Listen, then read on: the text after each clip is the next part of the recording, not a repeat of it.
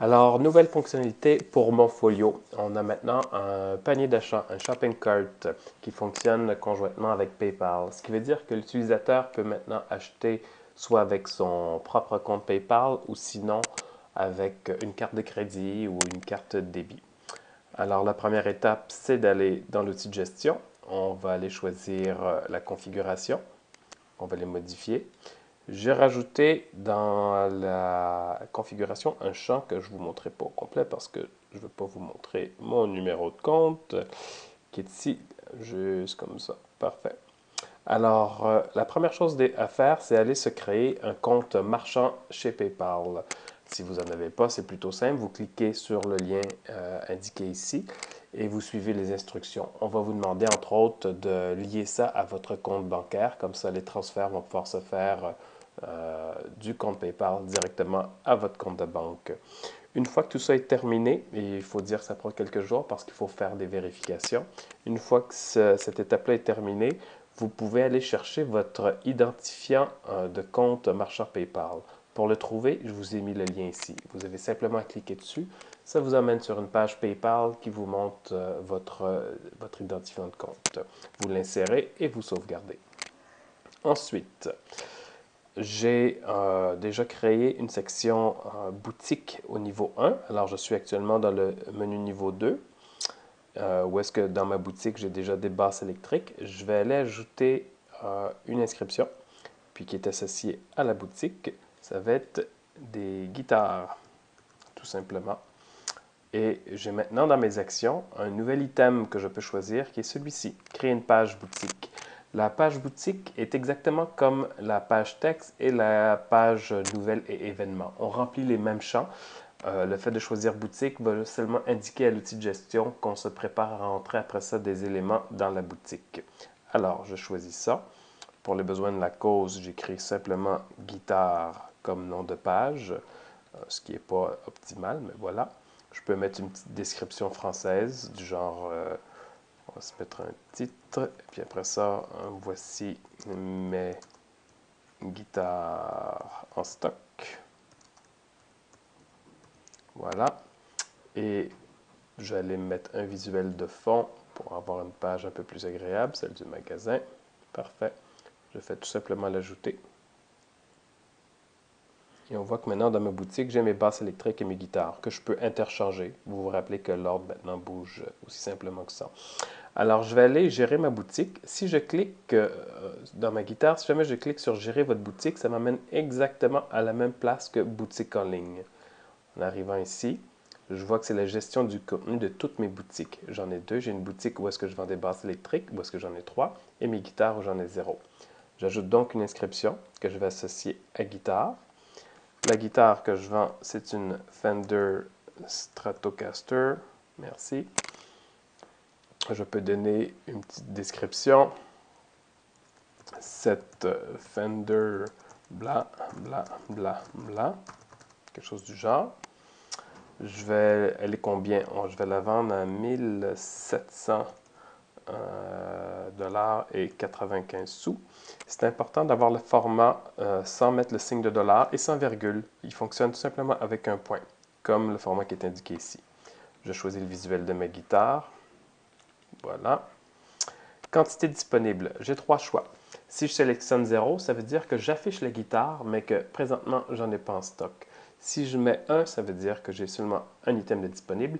Ou si c'est des produits que je vends, que j'ai en série, que j'en ai plus d'un, je peux mettre illimité. Pour les besoins de la cause, je vais mettre 1 et je vais ajouter mon inscription.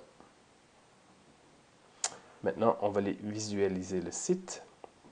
Je vais dans boutique, où est-ce que j'ai mes basses électriques et mes guitares. Je vais cliquer sur guitare. Et voici ma guitare, ma Fender Stratocaster. Si je clique sur l'image, j'ai un lightbox qui s'ouvre pour me la montrer en détail.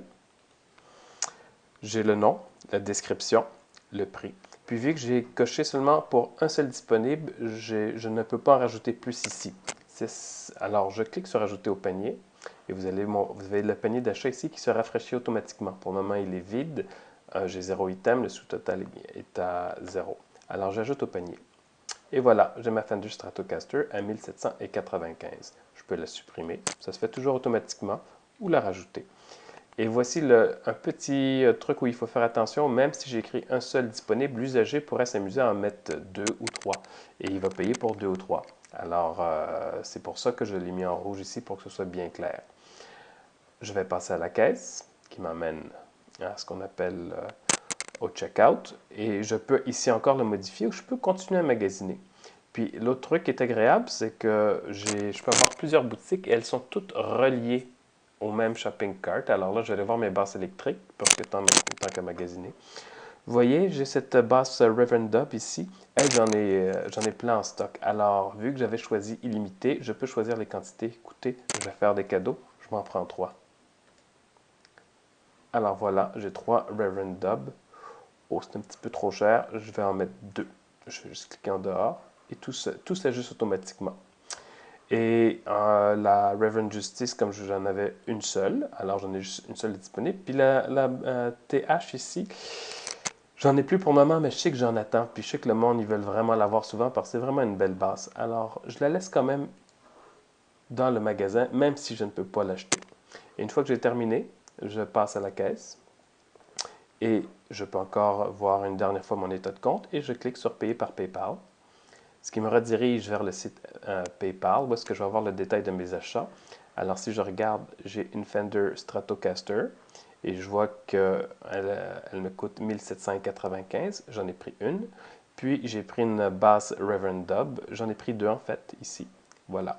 Et si je n'ai pas de compte PayPal, je peux tout simplement cliquer ici sur Vous n'avez pas de compte PayPal et je vais avoir l'occasion à ce moment-là de payer d'une autre manière, par carte de crédit et même par carte de débit.